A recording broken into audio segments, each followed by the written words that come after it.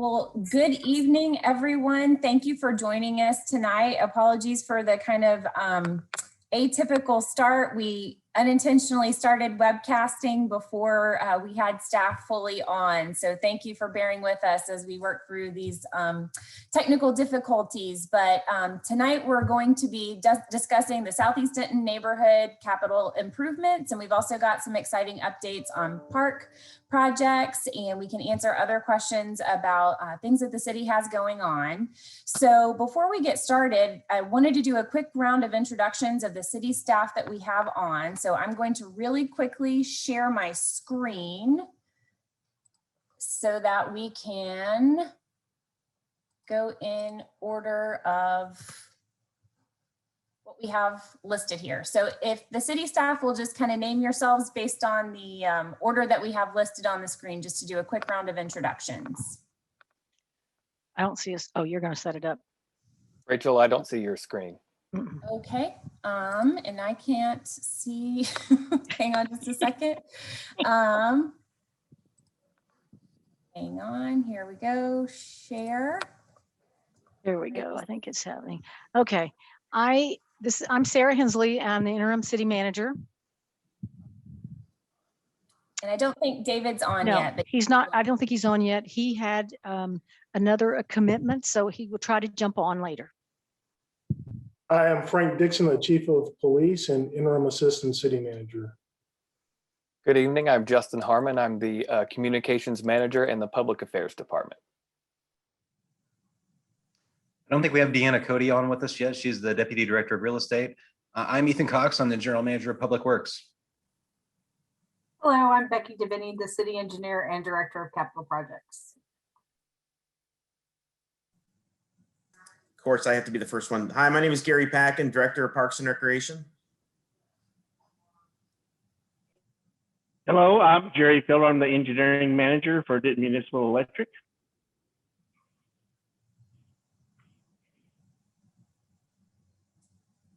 Well, it doesn't look like Mark's here. So I'm Daniel Kramer, Deputy Director of Operations. I have streets, traffic, and drainage operations. Good evening, everyone. My name is Brent Anderson, and I'm Program Manager with Freeze and Nichols. We're one of the city's engineering consultants. Good evening, everybody. My name is Seth Garcia, and I'll be the project manager involved with Neighborhood 3 with Southeast Denton. Thank you. And I'm Rachel Wood. I'm the Deputy Director of Capital Projects. So I'll be going through the majority of the slides, and then we'll be kind of transitioning based on topic to some of the other staff that we have on the line tonight. So just a quick overview, we have a lot that we want to cover. We want to first provide some virtual community meeting reminders just so that you can kind of understand how to ask questions and how we plan on engaging with you for the duration of the call. Then we're going to provide just some general information on bonds and bond program development. Then we'll get more specific into the Southeast Denton street segments that are part of the 2019 bond and our plans for constructing those, what to expect during street construction. We'll have a high-level overview of the survey data and information that was provided on other potential improvements that the residents who submitted survey responses provided. Gary Packin's going to provide an overview of the American Legion Hall construction. Then we're going to go through next steps in terms of the delivery of the 2019 bond project, provide some information on ways to stay informed, and then we'll go into the question and answer. So a couple of quick notes on virtual community meetings. So right now, all attendees, aside from the city staff and consultants who are serving as panelists, are muted. Attendee video is disabled. So once we get to the end where we have question and answer, questions can be asked either in the Q&A bubble, which you can see, I have kind of a screenshot of how it should look in the Zoom link if you're using Zoom, or you can raise your hand. So we'll read aloud the questions that are typed into the Q&A bubble in the order in which they're asked, and then we'll begin calling on people who have their hands raised, and we'll unmute you to ask the question. So we'll do that again at the end of the presentation. This presentation is being recorded and will be made available online after the meeting concludes. And it'll be made available at cityofdenton.com/virtual community meetings. So as we're getting started, we wanted to make sure that everyone fully understood what a bond is before we started talking specifically about the 2019 bond and the street segments that are being funded with the 2019 bond. A bond is a form of debt that provides the city with funds to finance large infrastructure investments. So it's really a financing mechanism.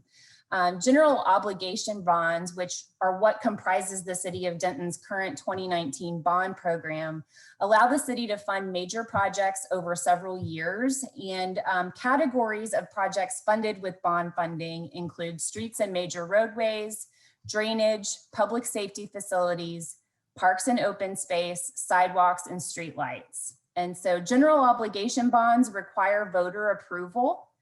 And general obligation bonds are backed by the full faith and credit of the city and are paid back over time by Denton taxpayers. So just wanted to make sure everyone understood that when we talk about bonds, it's really that financing mechanism that we use to pay for those major infrastructure projects. So for the 2019 bond program, and I just want to make sure everyone understands, when we say 2019 bond program, that's the year that the voters approved the funding.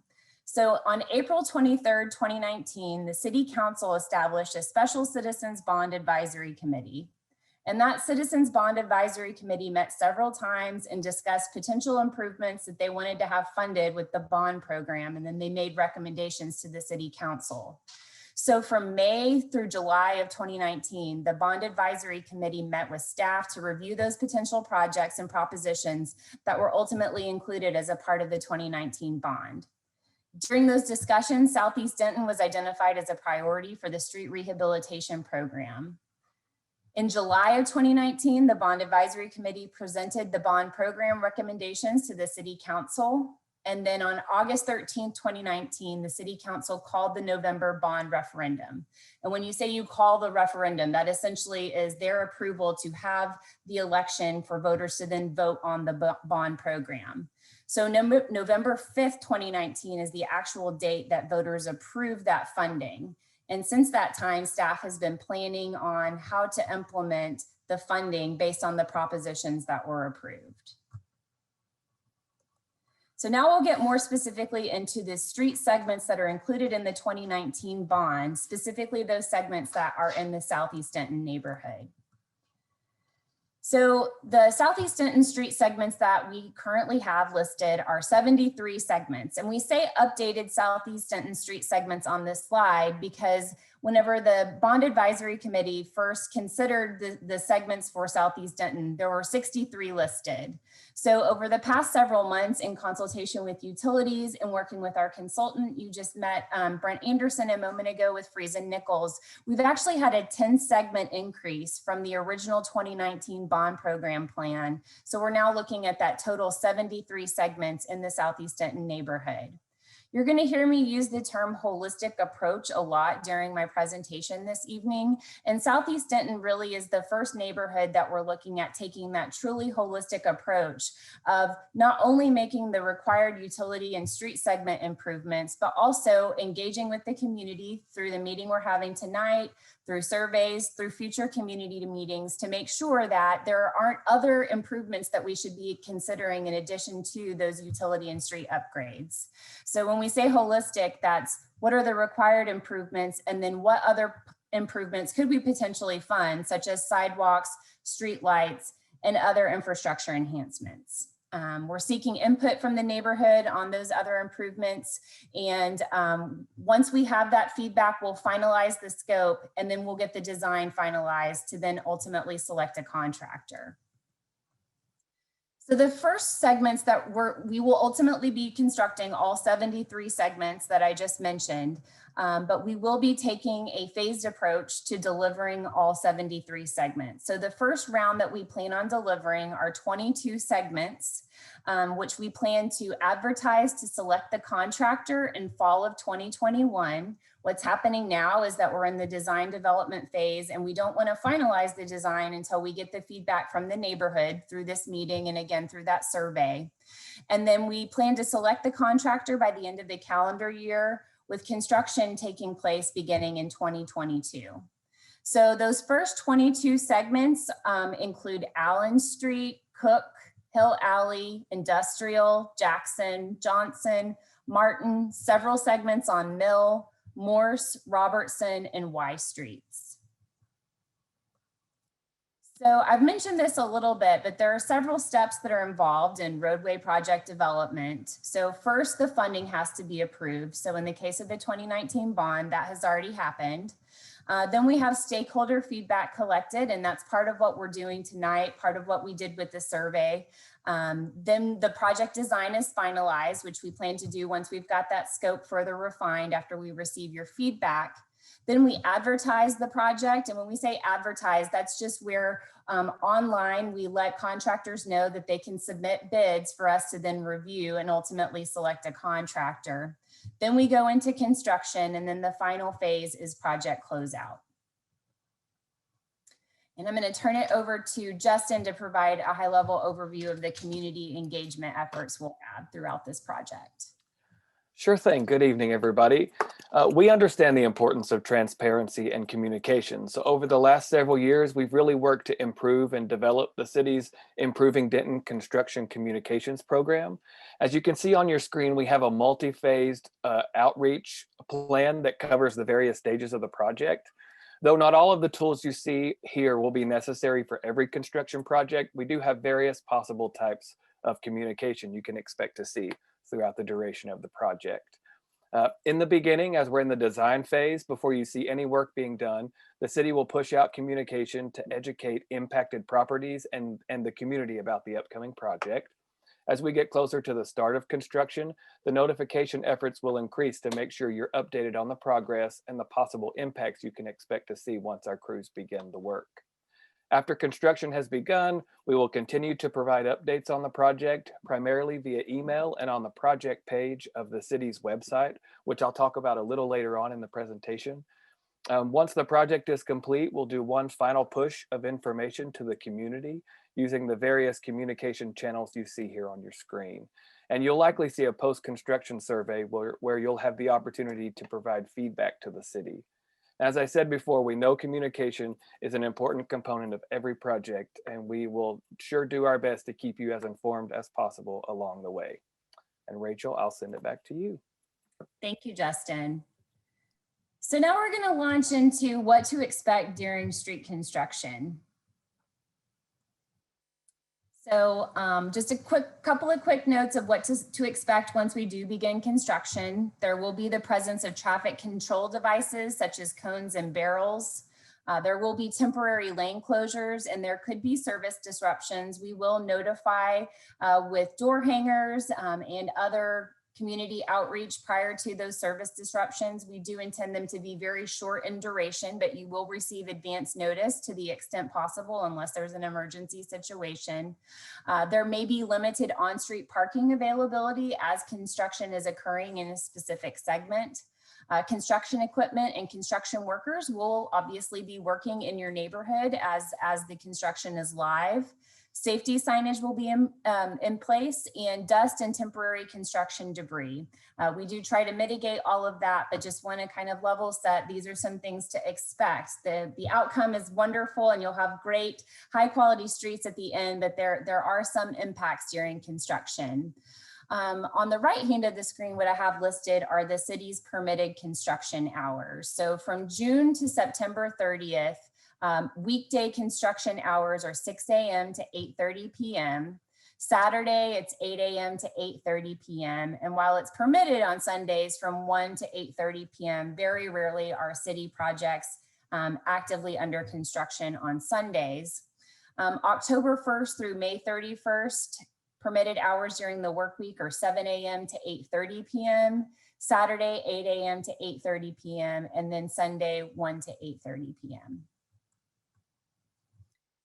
There are some things outside of the city's control that can impact the schedule of projects. Those include weather, private utility relocations. The next screen that I'm going to show you will kind of explain when we say private utility relocations, what we mean. In unanticipated conditions with the soil or items not accounted for in the design, and then contractor issues. So city staff in the design review process tries really hard to mitigate all of those issues, but there are some unforeseen circumstances that can happen in the field. And so we just want to kind of level set that expectation. We're going to do as much quality control as we can going into the project to try to alleviate the majority of those concerns. So this slide shows all the components of a street. I know at surface level, it can seem like street reconstruction is pretty simple, that it's just pavement, but the pavement is just what you see at the top. Underneath the street, there's a pretty complicated network of utilities, stormwater, sewer, water lines, and then those private utilities like your Atmos gas line that's over here on the left of the screen, all of which we have to coordinate with the city's internal departments, with those private utility companies. One, because they need to know that we're going to be reconstructing the street, but then two, as we've been coordinating with utilities, if we're going to be reconstructing the street, if a water line needs to be replaced, if Atmos needs to do maintenance to their gas line, we try to have all that work happen at the same time so that we don't ultimately have to rip up your brand new street a few months or a year down the road because we needed to do water line repairs or because Atmos needed to do some routine maintenance to the gas line. So that's part of what's happening behind the scenes now, is that internal coordination to make sure, are there any other upgrades that we can make to our drainage system, to our water system, to our sewer conveyance system, so that your street only has to be disrupted once as we're reconstructing it. These are just some images of concrete repair, some images of lime stabilization, which is sort of that foundational element that goes down before the paving of the street, the actual paving process, and then the wonderful end product, which is that beautiful new street. So, and this slide is formatted a little bit weird. I apologize for that, but we got the survey data late this afternoon. And so I mentioned earlier that holistic approach. So the survey went out with the letters that were distributed to 1,215 different residents and property owners in the Southeast Denton neighborhood. We asked the residents and property owners to respond to the survey, letting us know what other types of improvements they'd like to see in addition to those utility and street improvements that are already planned for. We asked for feedback on street lights, sidewalks, and then other infrastructure improvements. To date, we've received 10 survey responses. We are going to keep that open and do another push in hopes that we can get some additional responses. So far, sidewalk improvements are our top ranking improvement, followed by neighborhood lighting, and examples of neighborhood lighting that we provided was street lights, new LED street lighting. We also asked about drainage improvements, which that was our third highest vote getter. And then we had one resident type in accessibility improvements. And so there was one vote for accessibility improvements. We asked a few questions on other improvements that residents would like to see. And so those are listed here. I'm not going to read all of them out to you. Some of them though included off-street parking, additional access to Smith Street from Duncan, trimming bushes and trees backs for sidewalk access, addressing uneven sidewalks, and then park improvements and civic engagement opportunities. We can make the survey data available to anyone upon request. And then again, we are hopeful to get a little bit more statistically significant sample size from the neighborhood. So we are going to leave the survey open for a while in hopes that we can get some additional responses. And with that, I will turn it over to Gary Packin to provide some information on the American Legion Hall. Good evening. My name is Gary Packin, Director of Parks and Recreation. So one project that I'm sure you've seen in Fredmore Park is the renovation of half of American Legion and the rebuilding of the other half, really bringing those facilities together. So we are in the middle of construction. Current timeline is to have that completed in early mid-May. They have had some challenges with supplies, obviously some COVID delays. And then we have had some engineering requests for information that has to be resolved. So those caused some delays as well during the actual construction process. But the building will consist of mainly 2 large multi-purpose rooms that can be opened up into one large room that could be used for various meetings. 2 meetings could go on at the same time. An outdoor terrace overlooking the park next to the basketball court, and then some smaller breakout areas, a small fitness area, meeting space, classroom, and then a computer lab, as well as restrooms within that facility. There will be a small kitchen area for those public meetings or community meetings or rentals that take place at that facility. So that is, that's kind of like the floor plan for the building. This is what I guess, Rachel, if you go to the next slide. This is what the building will look like at the end of the day. We'll be putting landscaping around the building as well.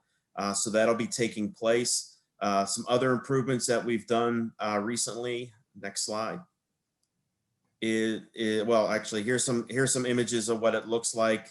This was taken maybe 2 weeks ago before the cold weather, and they continue to make progress. And then other improvements that we actually finished this last week. We've replaced all the signage on the DCTA trail.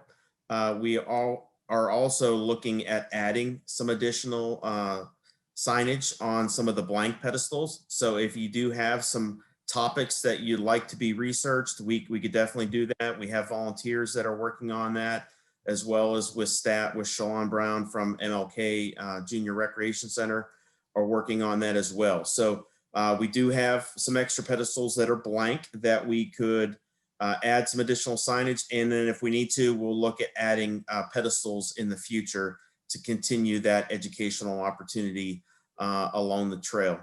In addition to those, we a couple years ago, we replaced the playground and we made some improvements to the football field.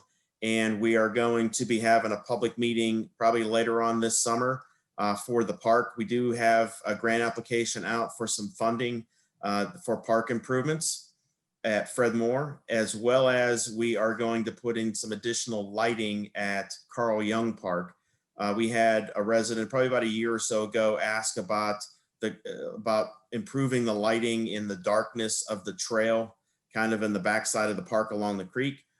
So we're going to be putting some solar lights along that trail to add some safety and usability expansion in the nighttime hours, because it does get a little dark in the back of the park. So those are some quick things that we're looking at improving in the park in the near future.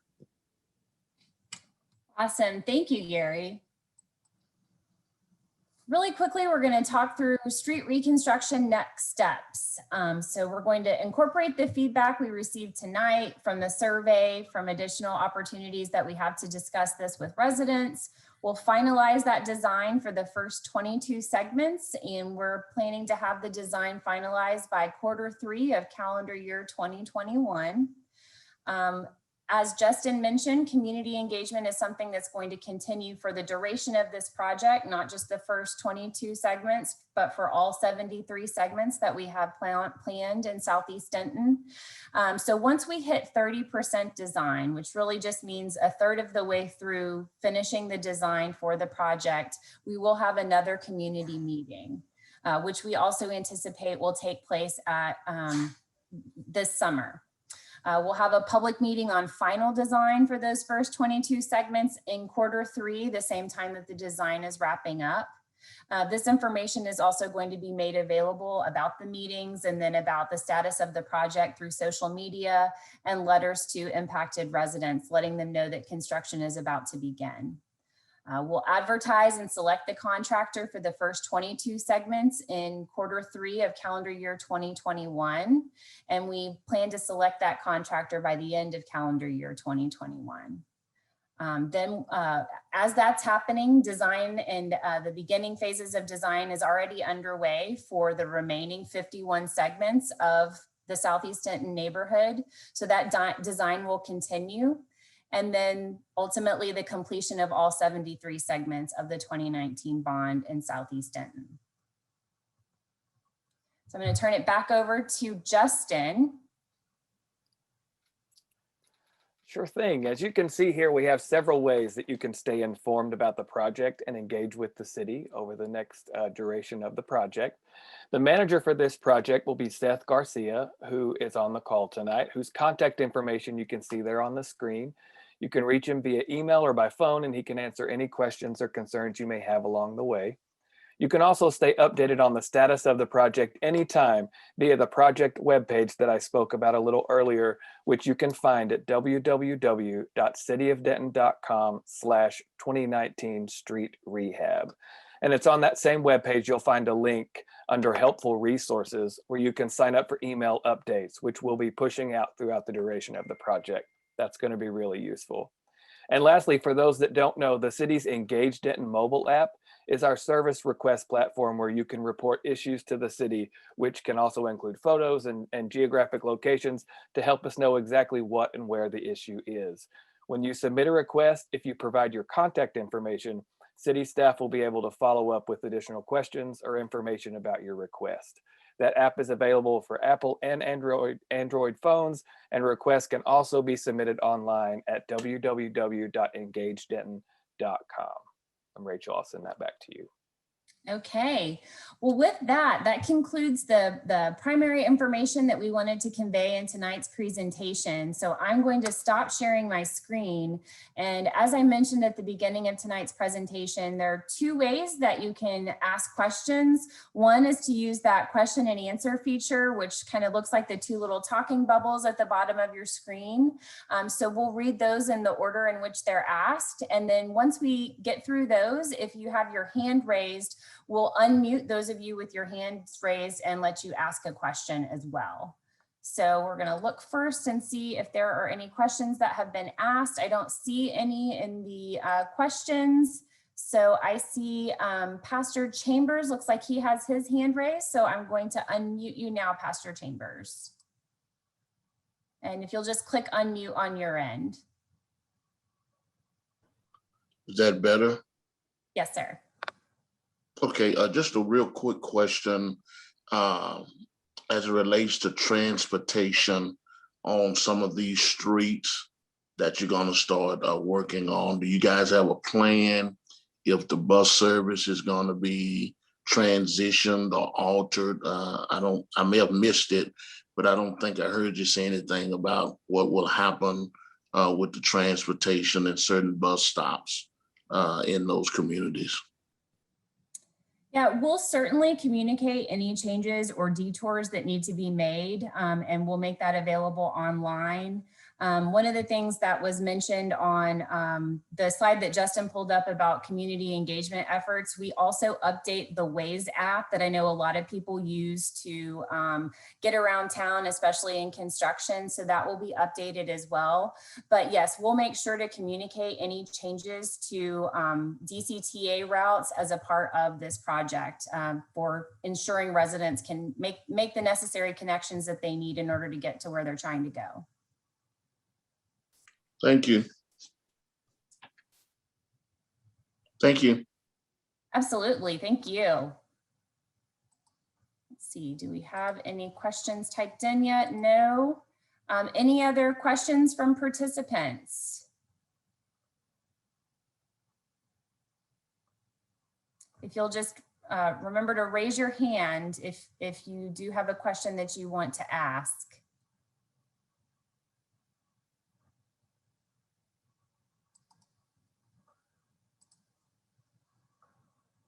Okay, I know we do have a few call-in numbers, and so I believe they indicated that they may have some questions that they would want to ask.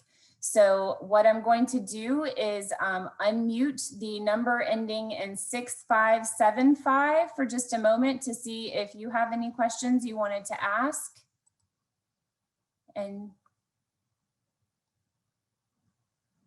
you'll need to unmute yourself if you want to ask the question, if your number ends in 6575.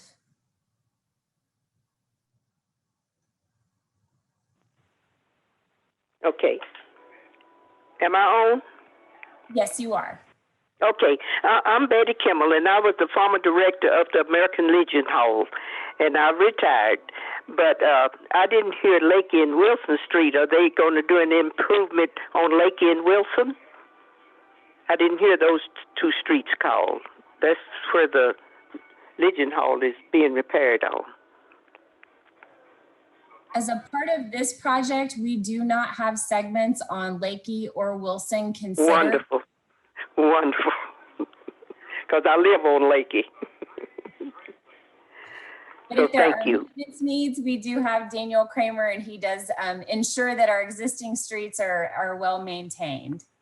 Okay, and tell Gary I appreciate what he said, that the center will be open in May. Thank you so much. Oh, Thank you. I hope you like your mural. yeah, Miss Betty. Hope you're doing well. I'm doing wonderful. Wonderful. I'm enjoying it. Good. Good for you. Okay, so now we are going to allow the number ending in 5980. If you want to ask a question, I've unmuted you on my end, so you'll need to unmute yourself if you want to ask a question.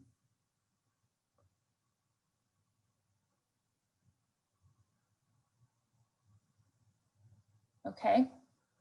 And then the last call-in number we have ends in 7408. So I have given you the ability to ask a question if you have one that you'd like to raise.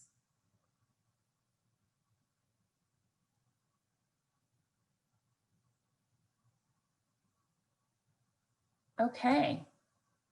And it does not look like we've had any other questions come in. So we'll give you just another minute. Oh, it looks like Councilmember Johnson wanted to make some remarks. Yes, we appreciate all the information, but what we really would like to know, is there any way that we can compress this a little bit quicker and move a little bit faster toward the date of beginning the project? Because the fact that it's been so long. So what we need to know, what we want to know, is there any way we can compress this time and bring this project to a closer beginning? What I can tell you is, as we mentioned, we've got kind of that concurrent effort that's going on. So the first 22 segments that we mentioned, we're working with Brent Anderson and the Friesen Nichols team, and we truly believe we're moving as quickly as we possibly can to get those first 22 delivered. As that concurrent effort, what we're looking at is packaging the remaining 51 together. And we're considering what we call an alternate delivery method that will be shifting a lot of the responsibility on completing the project on schedule and on budget from the city to the contractor. And so we're looking at ways that we can work with that construction manager. We're looking at using the construction manager at risk delivery method.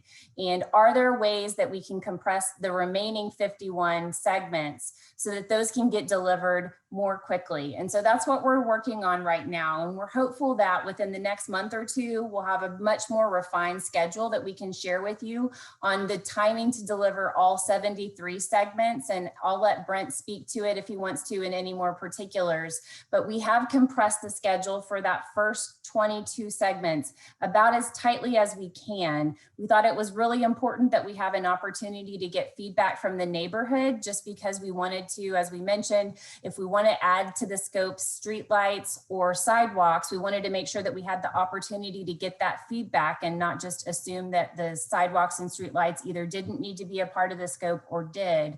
But now that we are starting to get some of that feedback, we're refining the scope, we'll finalize the design. Design work does take some time. So we really think that 2022 construction start date is about as early as we can go. But I'll turn it over to Brent if there's anything more specific you want to add from a scheduling perspective. Yeah, thanks, Rachel. Brent Anderson with Friesen Nichols. I would just add, Rachel mentioned that we're looking at alternative delivery methods. And one of the exciting things about that process and that tool is that when we get to the next group of segments for Southeast Denton, we'll be working with the contractor on the front end of the design process to work through the schedule.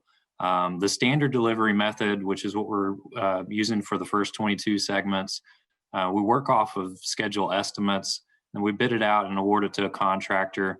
And it's not until that point that we really know the schedule and how things are going to work out as far as the construction timeline, when things are going to happen. So as we move into that next segment or that next group of segments, we should have some more certainty and have some better refined schedules in working and partnering with the contractor to come up with good ideas of how to compress that schedule from a phasing and sequencing of construction standpoint.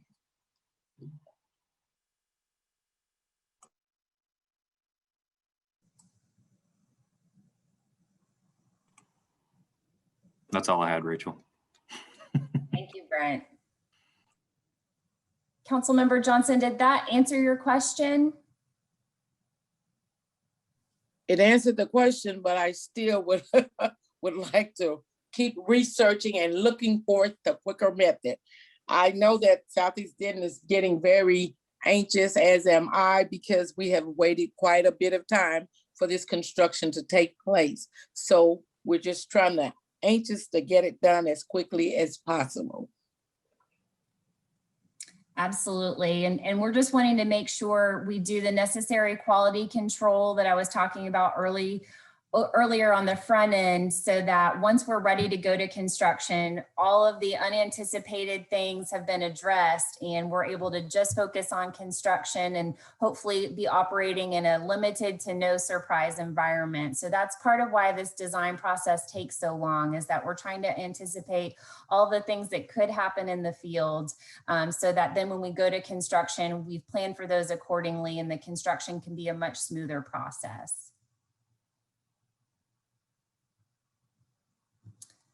Okay, well, I am not seeing any other questions. I'm not seeing any hands raised.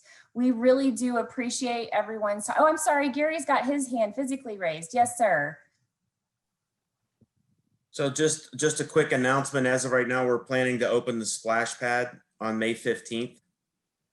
So I know we didn't have that open last year. So hopefully we didn't have any winter damage. We'll find that as soon as we fire it up. But we're tentatively planning for May 15th at Carl Young Park. Awesome. Oh, and I see Sarah's got her hand raised. Well, I just want to try it out. No, I'm just kidding you. I do want to thank everybody, but I also want to recognize the staff, and I know everyone on this call knows this. The staff here have worked tirelessly to, one, get things ready, and then two, coordinate this so that we were able to give our community members a good picture of what this is going to look like. I can't tell you how proud I am to work with such wonderful professionals that really do value the community and what their input and what we're going to do and how we're going to do it. But we'll work towards, Councilmember Johnson, every way we can to see how we can get things done. But we want to do it right.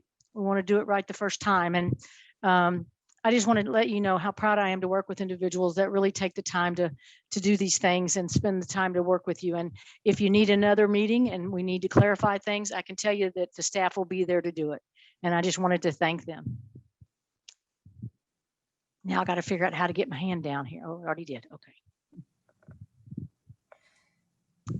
Well, thank you so much for that, Sarah, and appreciate all the staff that are a part of tonight's call. And again, really appreciate all the residents who participated on tonight's call, the elected officials who are on tonight's call. I know we've got Councilmember Armenter, Councilmember Johnson, and then Mayor Hudspeth is also on the call. So really appreciate their participation as well. I know that Seth's contact information was included on the slide. I am happy to send my contact information to any of you that want it. My email is rachel.wood@cityofdenton.com. And I'm happy to provide you with my cell phone number as well. So as Sarah mentioned, we make ourselves available. We can have additional community meetings if necessary, but we want to be there and be in constant contact with you for the duration of this project. And we're absolutely working as quickly as we can to get these streets reconstructed and delivered in the Southeast Denton neighborhood.